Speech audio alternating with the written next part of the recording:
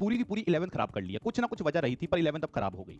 अब मेरे पास क्या ऑप्शन है? क्या मुझे 11th पूरी रिपीट करनी चाहिए या मुझे कुछ इंपॉर्टेंट टॉपिक्स रख के 12th को स्टार्ट कर देना चाहिए? तो चलिए आज ट्राई करते हैं इस क्वेश्चन का आंसर करने का। बच्चों कैसे हो आप सब लोग?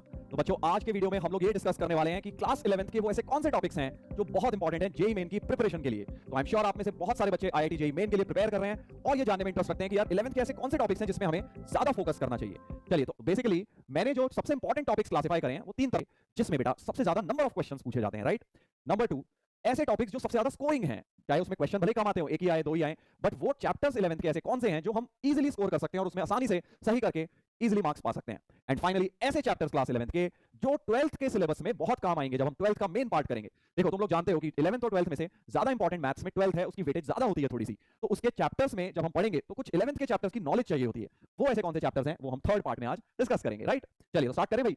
सबसे पहले वेटेज वाइज देख लेते हैं सबसे इंपॉर्टेंट चैप्टर्स कौन से होते हैं। तो वेटेज वाइज बेटा सबसे ज्यादा इंपॉर्टेंट है कोऑर्डिनेट ज्योमेट्री, जिसमें 5 चैप्टर्स हैं, वैसे नाम के लिए 5 हैं, वैसे तो straight line, circles and conic section के अंदर जो 3 चैप्टर्स हैं वो ऑलमोस्ट सेम से होते हैं। तो जब हम बार-बार ये चैप्टर्स पढ़ते हैं, रिपीट करते हैं, तो कॉन्सेप्ट हमें इजी लगने लगते हैं। ऐसा चैप्टर जिसके नंबर ऑफ क्वेश्चन सबसे ज्यादा आते हैं 11th क्लास के, मैं बार-बार बोल रहा हूं, हम बात कर रहे हैं अभी 11th क्लास के टॉपिक्स की, राइट। एंड सेकंड है कॉम्प्लेक्स नंबर, बेटा कई बार इसके क्वेश्चंस बहुत ज्यादा आ जाते हैं जेईई के अंदर, एडवांस में स्पेशली बहुत बार ऐसा हो चुका है, इस पे 3-3 4-4 क्वेश्चंस एडवांस के अंदर एक ही चैप्टर से पूछे गए हैं, मेंस में भी ऐसा हो जाता है। तो वेटेज पॉइंट ऑफ व्यू से ये चैप्टर्स हैं ऐसे जो आपको याद रखने हैं।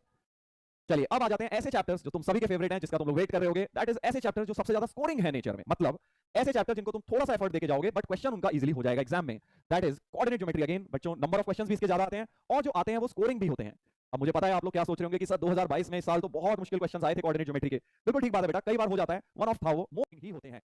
उसके बाद आ जाता है सेकंड एंड थर्ड ऐसे चैप्टर्स जिनको बहुत सारे बच्चे क्या इग्नोर कर देते हैं, प्रिपेयर ही नहीं करते, पढ़ के ही नहीं जाते। क्यों? क्योंकि ये एनसीईआरटी के टॉपिक्स हैं, छोटे छोटे टॉपिक्स हैं, अरे इनको कौन पढ़ेगा। बच्चों इनके क्वेश्चन बड़े आसान आते हैं एग्जाम में, अगर आप इनको पढ़ के गए, हार्डली मैं बता रहा हूं 2 घंटे में ये हो जाएगा, 2 घंटे में ये पढ़ाई करेंगे तो 4 घंटे में आराम से ऐसा टॉपिक हो सकते हैं जिनके एक एक क्वेश्चन 2 क्वेश्चन आएंगे और बहुत इजी आते हैं। ऑलमोस्ट सभी बच्चे इसको कर लेते हैं जो लोग पढ़कर जाते हैं चैप्टर्स को, राइट। तो इनको बिल्कुल भी मत छोड़िएगा, गलती मत करिएगा ये।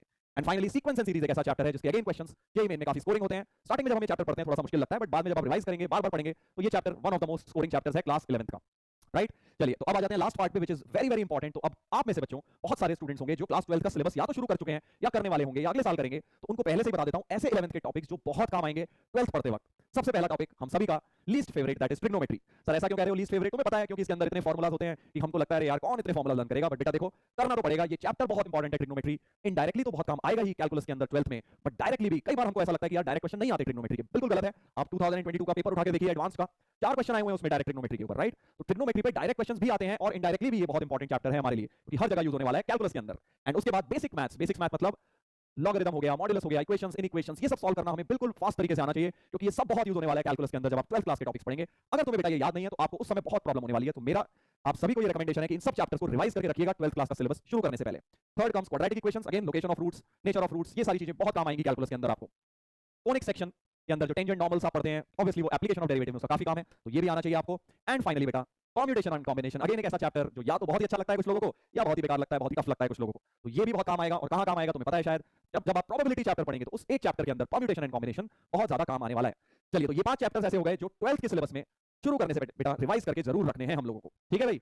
चलिए तो आई होप आप सभी लोगों को समझ आया और आप ये चीज फॉलो करेंगे जो भी चीजें मैंने आज आपको बताई हैं। चलिए तो यार वही हमारा टॉपिक भी है आज, क्या करें इस पर्टिकुलर प्रॉब्लम में। तो यार आपके पास ना, अगर मैं केमिस्ट्री पॉइंट ऑफ व्यू से बोलूं तो this is the list of topics जो हमारे पास एनसीईआरटी में सीक्वेंशियली दे रखे हैं। केमिस्ट्री की बात हो रही है यहाँ पे, तो इसमें से वो टॉपिक्स जो इमीडिएटली 12th के अंदर जिसकी रिक्वायरमेंट इमीडिएटली नहीं है, उन टॉपिक्स को मैंने स्ट्राइक आउट कर दिया। केमिस्ट्री में स्टार्टिंग में अगर आप ये टॉपिक नहीं करेंगे कोई बहुत आफत नहीं आ रही। बात करते हैं, आप लोग आई थिंक देख पा रहे हो, रेडॉक्स, हाइड्रोजन, एसबर्ग, पी ब्लॉक, इनको आप थोड़ी देर के लिए हटा सकते हैं, बाद में 12th के बाद इनको हम लोग रिवाइज कर लेंगे। तो हमें जो टॉपिक्स करने हैं उनमें से भी क्या सर पूरे चैप्टर पढ़ने हैं? नहीं, पूरे चैप्टर नहीं पढ़ने, उस चैप्टर में मैं आपको इंपॉर्टेंट पार्ट बता रहा हूं, 1 बाय 1 कौन सा देखना है। जैसे बात करते हैं मोल कॉन्सेप्ट की, तो मोल कॉन्सेप्ट के अंदर आप लोग, ऐसे तो बहुत बड़ा चैप्टर है, फाउंडेशन बोला जाता है आपका फिजिकल का, पर हम लोग सिर्फ इंपॉर्टेंट टॉपिक्स देखेंगे। First is your calculation of mole, and मोल के अंदर जो भी इक्वेशन बेस आते हैं, इक्वेशन देके मोल्स निकालने, वो आपको आना चाहिए। Second would be concentration terms, molarity, molality, formality, normality वगैरह, ये आपको आना चाहिए। पूरे का पूरा लिक्विड सॉल्यूशंस स्टार्ट ही यहां से होता है, इसके बिना लिक्विड सॉल्यूशंस में आपको बहुत प्रॉब्लम आएगी। Same goes for electro, same goes for kinetics, जो 12th के टॉपिक्स है हमारे फिजिकल के, ठीक है। फिर अगर बात करें स्ट्रक्चर ऑफ एटम की, तो स्ट्रक्चर ऑफ एटम में रदरफोर्ड एंड बोहर मॉडल आता है शुरू में, जो कि एज इट इज आप बाद में फिजिक्स में 12th में पढ़ते हैं। तो अगर 12th की फिजिक्स खराब है, 11th की फिजिक्स खराब है या 12th की फिजिक्स को अच्छा करना है, तो फिजिक्स पॉइंट ऑफ व्यू से आप इसको पढ़ सकते हो। केमिस्ट्री में एज इट इज उतनी रिक्वायरमेंट नहीं पड़ेगी जितनी हमें मॉडर्न मॉडर्न क्वांटम थ्योरी की पड़ेगी, ये आपको डिटेल में पढ़ना है। ये बेसिकली आगे नेक्स्ट चैप्टर में भी कंटिन्यू होता है, दैट इज पीरियोडिक प्रॉपर्टीज। इसमें भी आप क्वांटम टेबल पूरा पढ़ते हो, क्वांटम मॉडल पूरा पढ़ते हो।